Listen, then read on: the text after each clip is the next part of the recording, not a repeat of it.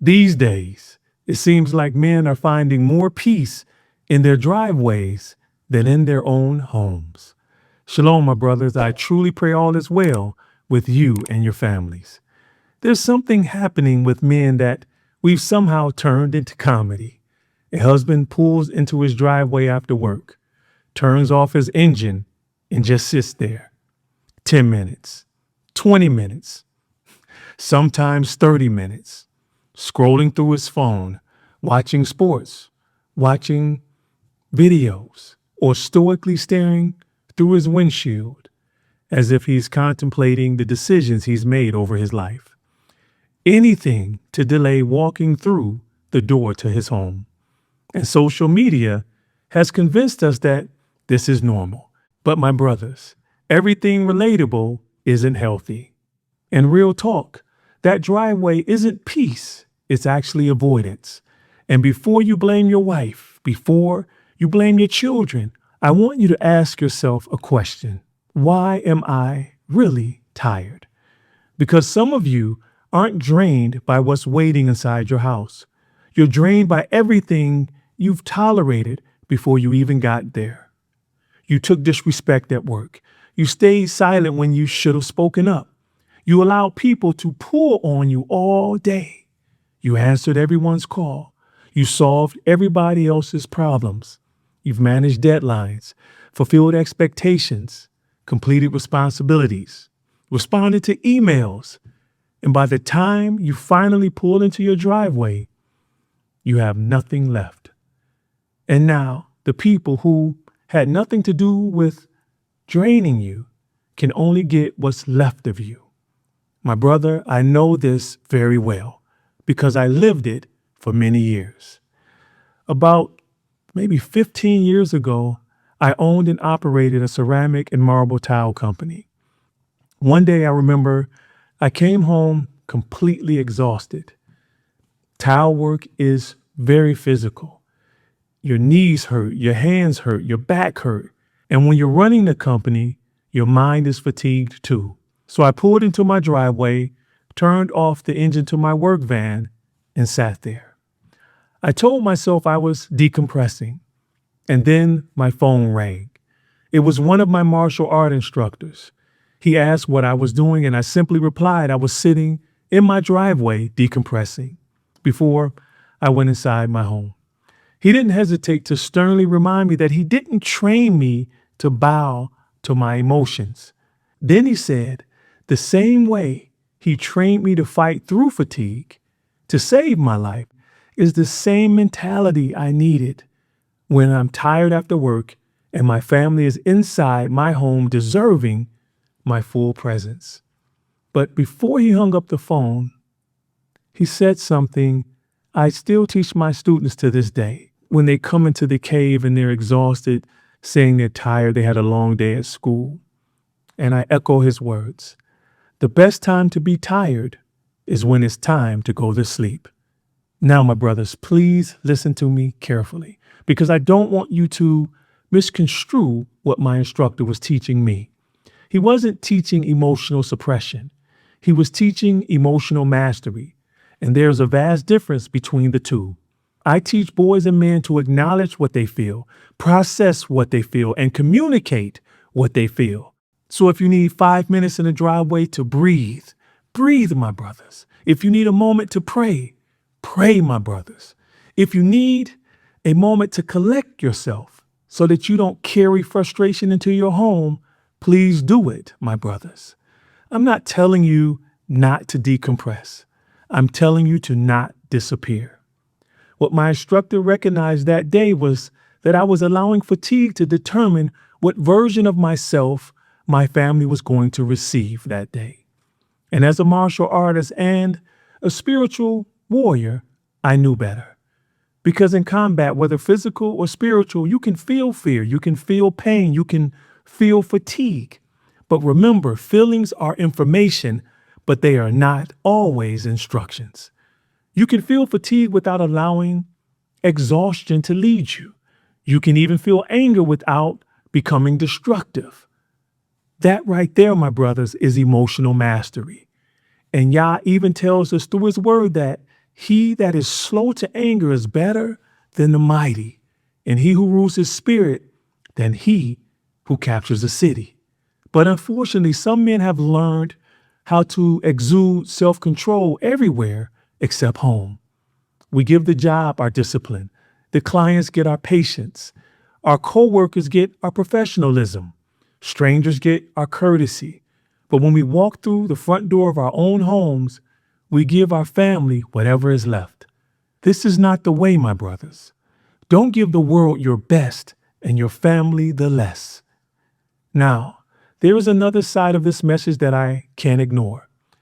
Because for some of you, the problem really is inside your house. There's contention, there's disrespect, there's tension. You don't feel peace when you walk through the door. And I completely understand. But my brothers, that problem will never be resolved from the driveway. Avoiding dysfunction doesn't resolve dysfunction. And this is another place where social media can be very dangerous. Some of you are being discipled by clips. You watch skit after skit about husbands hiding from their wives, men afraid to speak, men miserable in their marriages, and eventually dysfunction starts looking normal to you. The skits are scripted, but what they are teaching you can become real. If something needs to be addressed in your marriage, address it, but not with rage, not with intimidation, not by trying to control another human being, but with calm, clear, and direct communication. Proverbs chapter 21, verse 9 tells us that it is better to live on the corner of a rooftop than to share a house with a contentious woman. But that's not permission to abandon your home. It just reveals how destructive continual contention can become. So my brothers, deal with it. If counseling is needed, get counseling. If therapy is needed, get therapy. Locate a reputable therapist or psychotherapist. If communication needs to be improved, seek a marriage expert. But remember, no one can carry with two hands, which requires four to carry, and that's marriage. And as I said many years ago, marriage isn't 50-50, it's 100-100. I've never liked the idea of a so-called better half. You don't become better by becoming half a person. Hence, it is written in Scripture that the two shall become one. But please understand this. Your wife cannot become your center. Your children cannot become your center. Only the Most High Yah must remain your center. It's only in Him, my brothers, do we live and move and have our being. Let's look at even David, for instance. When he brought the Ark of the Covenant back, he danced before Yah with all his might. But his wife Micah thought his behavior was not fitting of a king, and she despised him for it. She even mocked him. But David didn't allow her response to change his identity. After David had blessed the entire crowd of Israelites with food, he returned home to bless his own household. Sounds familiar, right? But instead of being met with love and celebration, like what he had just experienced, he was confronted by his wife Micah. But he didn't allow her actions to keep him from coming into his own home or run to the rooftop. He stood his ground and said, I am willing to look even more foolish than this for the Most High Yah, even to be humiliated in my own eyes. In other words, my brothers, I know who I am and I know who I serve, and your attitude won't change this heart that chases after Yah. My brothers, when another person's emotional state determines your emotional state, you surrendered something you were supposed to govern. If your wife is upset, you don't have to become emotionally unstable.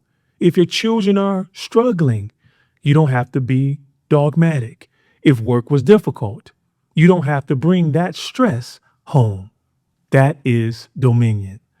Not controlling everyone around you, but mastering the man within you. Or better yet, mastering your flesh. And that's the war many men are losing. Even Daniel speaks prophetically about the saints of the Most High being worn down by the devil. Weariness is real. Fatigue is real. Life will drain you if you let it. There is a time to rest, a time to process, a time to be still. So the next time you pull into your driveway and you don't want to get out of your car, before you reach for your phone, I want you to ask yourself, why am I really tired? What happened today that I'm about to make my family pay for? What am I carrying through this door that doesn't belong to them? And what do I need to leave right here in this car before I go inside? So take that moment, breathe, pray, get yourself together. Then open that door, because somebody inside that house may have been waiting all day for the version of you that everyone else has already gotten. And if there is really something unhealthy waiting on the other side of that door, remember, don't hide from it. Address it head on, with calmness, with patience, with love, with discipline, with strategy. Because the path to peace isn't pretending there isn't a problem. The path to peace is having the courage and self-control to confront whatever threatens it. As always, my brothers, I pray this message encouraged, enlightened, and empowered you. If you want to be notified when I release another one, hit that subscribe button and turn on notifications. And to my Patreon community, I look forward to having a discussion about this topic on our next live Q&A. Well, until next time, my brothers, keep growing, keep building, and keep striving to be a comprehensive man. Shalom.